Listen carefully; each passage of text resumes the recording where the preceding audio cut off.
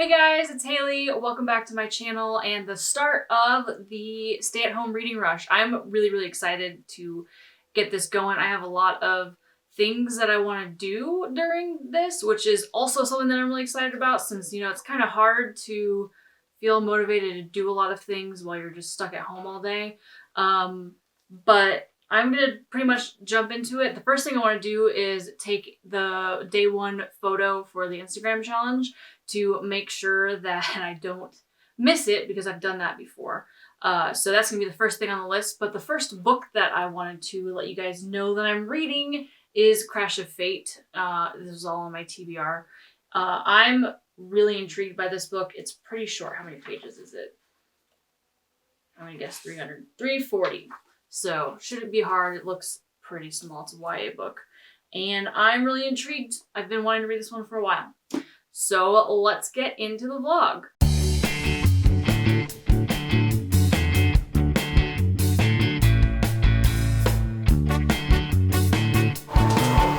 Let's see if any of those worked.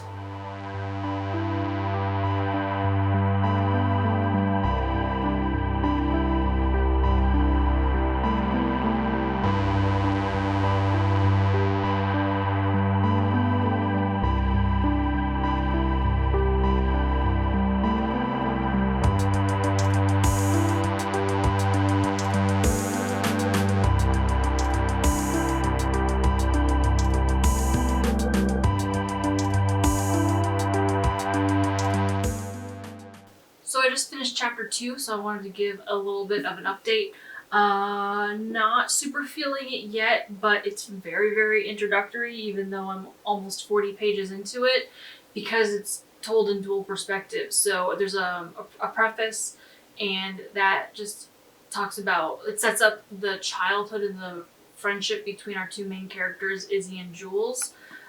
So the first two chapters, real chapters that we get, are one from Izzy's perspective and then one from Jules' perspective, kind of setting up what their norm is like. And in Izzy's case, she gets betrayed. In Jules' case, he just wants something more for his life. So there's not a whole lot to it yet. The characters seem kind of basic, but it's just the first chapter.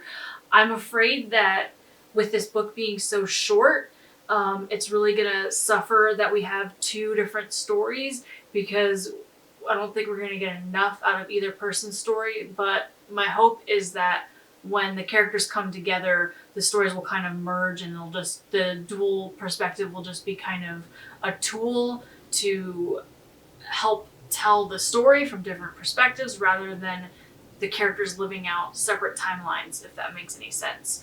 So I'm still giving it a chance, of course, trying to be open-minded, but a little wary about it. So yes, that's where we are right now.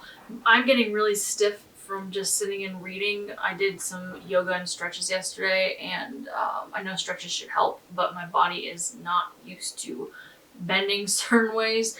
So I'm going to do some more, and I'm trying to do it every day. I'm doing a 30-day yoga with Adriene.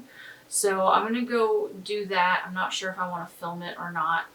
And then we'll see from there. Also, I will address, because you saw the sun rising, not setting, my sleep schedule is messed up AF right now because of quarantine, being home all the time. I'm a natural night owl, so my body has just completely messed up my sleep cycle. I don't even know what's going on. It changes like every day.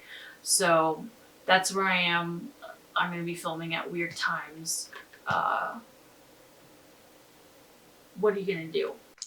Okay, so I'm in the middle of yoga right now. This is my yoga mat, but I just had to show this because it really excited me. So this is the picture that you guys saw me take. And so I said something about, like, doesn't everybody read in the bath with your clothes on, drinking a beer? Ha ha ha, right? Boom, you're doing it right, the author of the book. Please forgive my messy yoga hair, but I just want to take a minute to point that out because it was really exciting. Like, that's one of my favorite things about social media. I know there can be a lot of really toxic things about social media, and I personally have dealt with some issues, especially like in the last year. But like stuff like that, like just getting communication from your favorite author, even if it's just them telling you you're doing it right, keep going, whatever, you know, it is.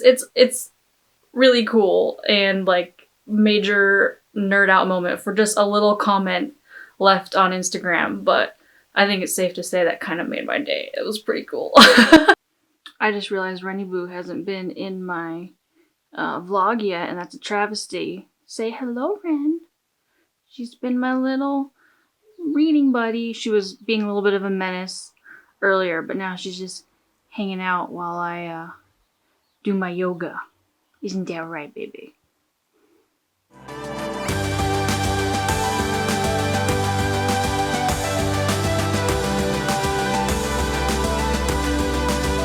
Alright, so I got to enjoy about 15 minutes of sunlight. I am now getting pretty tired, sadly. But I just want to give a little bit of an update. I'm not that much further. Like I said, I'm a slow reader. I'm about 50 pages in. So if you saw me smiling at all in that last shot, I smile every time there's like a reference to something at Galaxy's Edge that I recognize. So some of the characters' names, like Oga from Oga's Cantina, some of the shops and whatever. So that has been super enjoyable about the book. Still not sure what the story is. It just started to pick up a little bit. I think the story is about to be introduced in the next couple of pages, so we'll be finding that out soon. But so far, I'm enjoying just all the references, and I'm actually really happy that I read it, that I waited until after I went to the park to read it, because this did come out before, like maybe a month before the park, or before the land opened, and part of me was like, oh, maybe I should have read it so I would know what everything is. But I really like this. It's like a feeling of nostalgia. And I feel like it really fits that prompt for wanting to read something that takes place somewhere that you really want to go. So far, I'm having a pretty good time with it. A bit later, I still have my book traveling. I'm going to help Dustin with some stuff at work. Say hello, Dustin. Oh, hey. Get your lovely chin cover. So yeah, I might have a little bit of time to read while he takes care of a few things. We will see.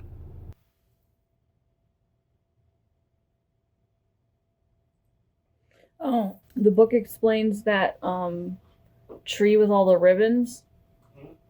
It's a wishing tree. So you take a piece of string or cloth or whatever you want and tie it to the tree, and then when it breaks off by itself, your wish has been granted.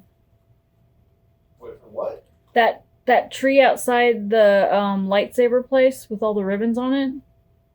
Oh, okay. It's really unfortunate how boring this book is. Like, I like the references to the businesses and whatnot around Batuu, but I'm almost a third of the way through the book, and there's still no story. Like, the main girl, Izzy, she left Batuu when she was a kid with her family, and she had to leave her friend behind, so now she has to make this delivery to Batuu. So she just came back, and she's walking around Batuu and referencing all the stalls and stuff in the park with her friend. And I'm just like, is there a story? Is anything gonna happen? I'm already a third of the way through this book. This is the problem with the Star Wars books. They're really, like, simply written so that they can appeal to everyone, but I feel like it makes them boring. Like, I put down another book another Star Wars book, the Resistance Reborn. It was the, like, prequel to Rise of Skywalker, and I put that one down because it was just nothing happening. It was just boring. Like, I didn't like the writing style, so it's just difficult. I'm still gonna try to get through it. It's a short book, but man, it's hard. I wish I was enjoying it more. I didn't mean to give this many updates, but I'm so frustrated with this book. I'm at page 120 now. We kind of have a plot, but it's really loosely the term of a plot. So, like, now this is spoilers, but I don't recommend reading this book. So at the beginning, when we showed Izzy on the other planet, she was a smuggler. She was with this other crew, including, like, a boyfriend, and they abandoned her. So now that she's out on Batuu, they've found her. but like, so she's trying to avoid them, and then the leader of the crew came up and confronted her and was like, you should stay away from me. So like, this other character approached her. She didn't try to approach them. Please forgive my silly bangs there. They didn't want to cooperate today. She didn't want to approach them, and now she's avoiding them. So she's this completely passive main character, which is really poor writing. And I don't understand what the intent in this book is. I don't get it. It's so disappointing. And I still don't know what, like I said, kind of a story, because like I assume the conflict is that this other crew is there, but like I don't even know if that's going to be the story. She's not actively trying to do anything. It's very frustrating. Like, part of me wants to give up, but it's such a short book that I might as well keep going. But it's really boring. I don't recommend this book. So now one of our main characters is a drug dealer. So right here, that was when he bumped into a spice trader named Trix Sternus. She'd give him a tour, blah, blah, blah. Next thing he knew, he was taking her up on an offer. So we're not going to directly say it, but spice is a drug, just so you're all aware. Spice is a drug. So now we're reading a YA book about a kid who wants to be a drug dealer. Also, I think we may have found the plot, maybe, at page 140. Keep in mind there's only 340 pages, so we're more than a third of the way through now. But it's one of those classic, they had two similar looking bags and they got swapped, and Izzy needs it to make her delivery, and Jules went and took his package to Hondo, which he literally just turned around from giving it to her when she told him, and somehow it's a big deal for him to go back inside and just say, oh hey, you know what, I gave you the wrong package, let me swap that out. So I'm not buying this being like a legit concern, but maybe I don't know how things work in space. I just wanted to give a little bit of an update. I finished the book. I have to admit, I skimmed a bit towards the end because I just wasn't feeling it. About after where I gave the last update was when it started to pick up a little bit, as when there was some action.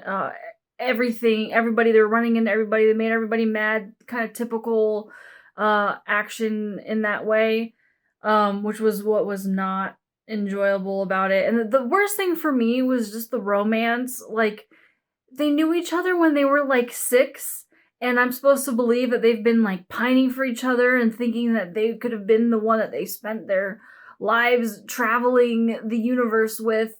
If only Izzy had stayed on the planet. And it just felt all just so very typical. The one thing that I will say is that I can't necessarily blame Zoraida Cordova for this, because, you know, Disney has a lot of control over their canon and their universe, and they have a vision of what they want. And as I mentioned earlier, they want it to be more accessible to a wider audience. So the writing has to be pretty simplistic, pretty digestible. So given what she was working with, you know, I don't know what could have been done differently. If, you know, you have the big corporation kind of telling you what they want you to write, I really don't know what would have happened. If I were in that situation. So I can't blame her entirely. I'm still willing to give her another shot when she's in complete control of her own story. This one just definitely was not for me, and as I said, I don't recommend it. I gave it 2 stars just because I didn't think it was terrible, and I just kind of felt bad giving it 1 star, but I don't recommend it, and I'm glad to be done with it, to be honest. So from here, Dustin and I are going to pick up our Journeys into Middle-earth game. We're actually like 2 chapters away from finishing that, so I'll show you guys a little bit of it. I'm pretty tired and kind of just not into reading right now after that book let me down. So for the rest of the night, I'm not certain that I'm going to be reading anymore. But we'll see. But that's where we are so far. Still day one, too. Actually, it's almost midnight, so we'll call this the end of day one. I read a book in a day, even though I skimmed a little bit of it, but that's okay.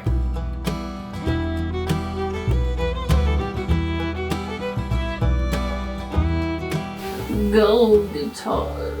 Go guitar. Is that a reference to someone? No, it is a voice of somebody. It just sounds like a weird, like, old Smurfs gold guitar. Yeah, it'd be something like that.